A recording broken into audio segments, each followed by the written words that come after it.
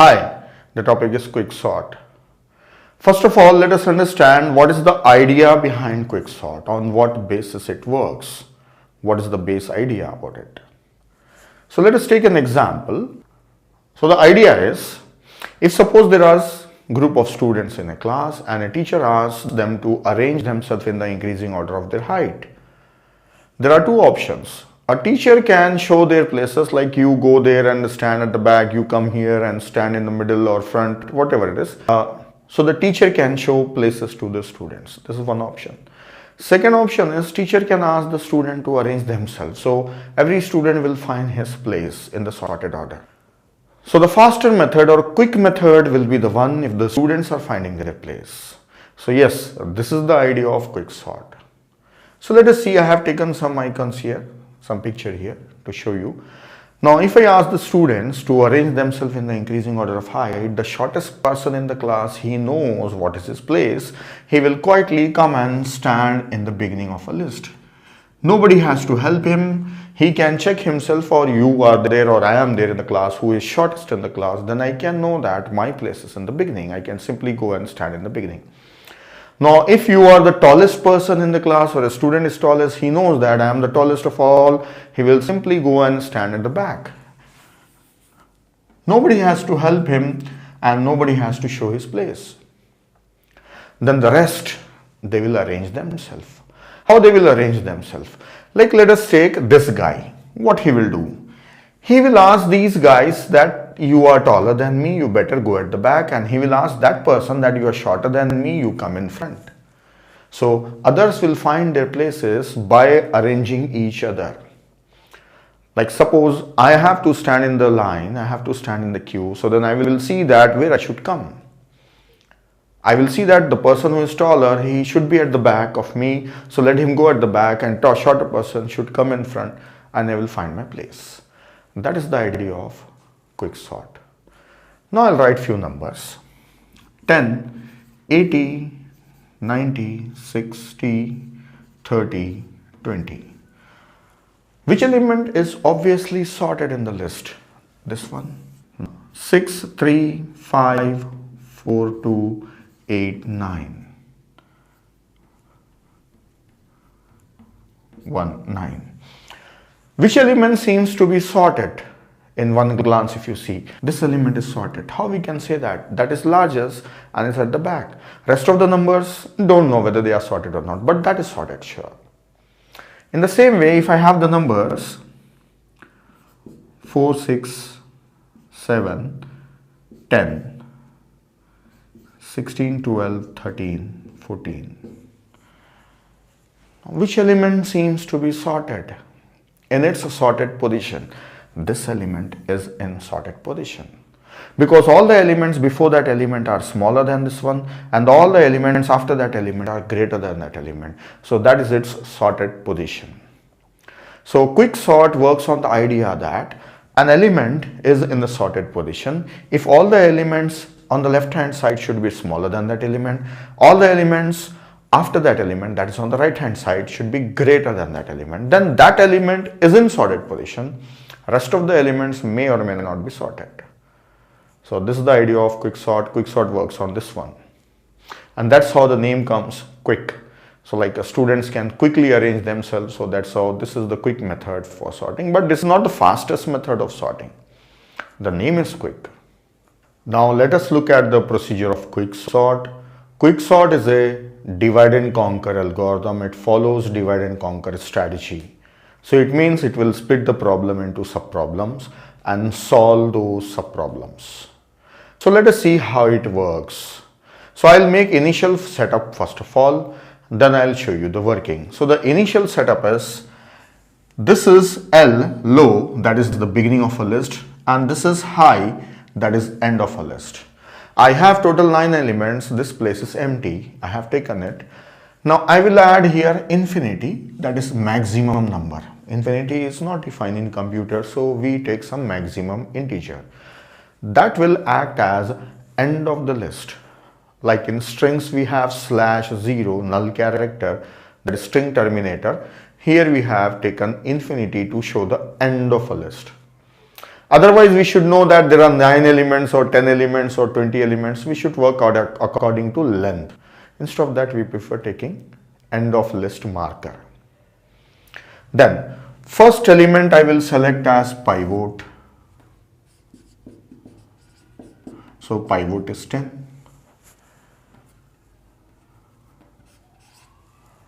Pivot is 10. So, it means I want to find the sorted position of this 10. Where this 10 should come. 10 should come at a place such that all the elements smaller than 10 should be on left side and all greater should be on the right hand side. For that, I should check if any greater number this side, I will send it on that side. If any smaller on that side, I will bring it in this side. So for doing so, I will take I starting from pivot and j starting from infinity. I will search for the elements which are greater than 10, that is pivot, and j will search for the element which are smaller than pivot, so that they can exchange the numbers. Alright. So I at most it will stop at infinity, j it will at most stop at pivot. Maximum, if it is not getting anything, it will at most it will stop at pivot. Now let us see the procedure. The procedure what we will do now is called as partitioning procedure. First I will perform the procedure, then I will write down the algorithm for partitioning. Let us start. See, increment I until you find an element greater than 10. So the next element is greater than 10 only. Decrement j until you find the element smaller than or equal to pivot, that is 10. Yes, this is smaller. Exchange them. 5 comes here, 16 goes there. One swap. Continue. Increment I until you find a pivotal element greater than pivotal element. 8, is it greater than pivot? No. 12, is it greater than pivot? Yes. Now decrement j until you get an element smaller than pivot. This is smaller. Interchange them. 9 comes here, 12 goes there. Continue. I, this is greater, stop. Decrement j, this is smaller, stop. 3 this side, 15 that side. Continue. Is it greater than 10? Is it greater than 10? Yes, I comes here. Decrement j, is it smaller than 10? Yes, this is smaller than 10. Stop here. That's all.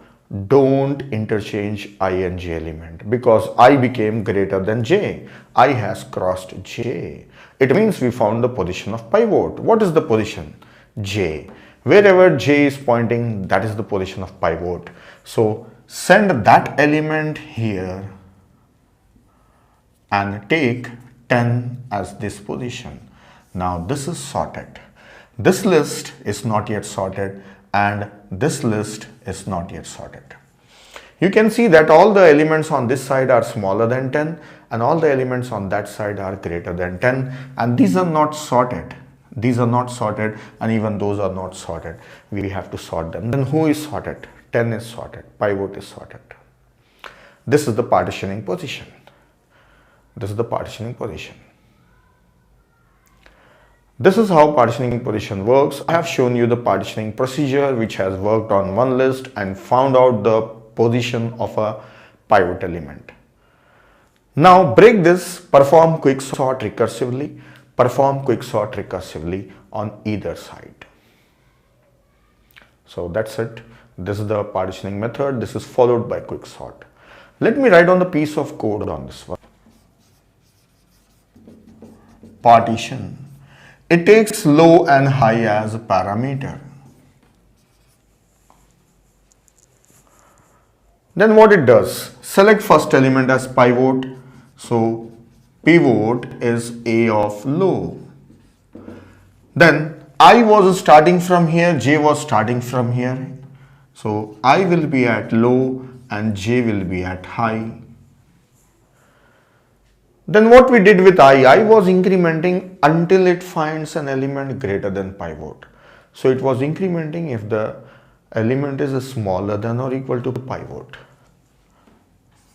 Do I plus plus while a of I is less than or equal to pivot.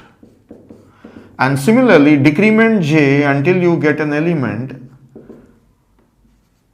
smaller than or equal to pivot, while a of j is greater than pivot. So I will stop if it is getting any greater element, and j will stop if it is getting any smaller element. So I have written the termination condition here.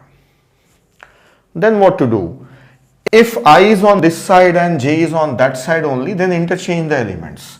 If I is less than j, swap a of I with a of j. This is just one comparison. Then again continue I, increment I and continue decrementing j and compare them and swap. So this process has to be repeated. So I will write down this whole thing in a loop. How long I should do this? While I is less than j. This I should continue as long as I is less than j. If I became greater than j, it will stop, and here it should interchange swap a of low with a of j. So swapping of pivot element should be done with j and return j. That is partitioning position. That's all. This is a partitioning algorithm. How QuickSort works. So this is just partitioning. Let us see how QuickSort works. QuickSort, it will take low and high. If low is less than high, means at least there are two elements. If so, then it will call partition algorithm by passing low and high, and that partitioning algorithm will return j, the position where the partitioning is done. Then it will perform QuickSort on left hand side, that is low to j, and it will perform QuickSort on right hand side from j plus 1 to high. That's it. So it will perform this part, perform from low to j, and this perform from j plus 1 from here to this one, perform QuickSort on 2. Now one thing I can show you here, this is already sorted. Why do you include j? See, right hand side list is having infinity. Then where is the infinity for left hand side list? So this sorted element will help as an infinity, act as an infinity for first list. So this is a small piece of recursive QuickSort which is using this partitioning. Partitioning was finding the position of pivot by taking I and j. That's all. Watch next video for analysis of QuickSort.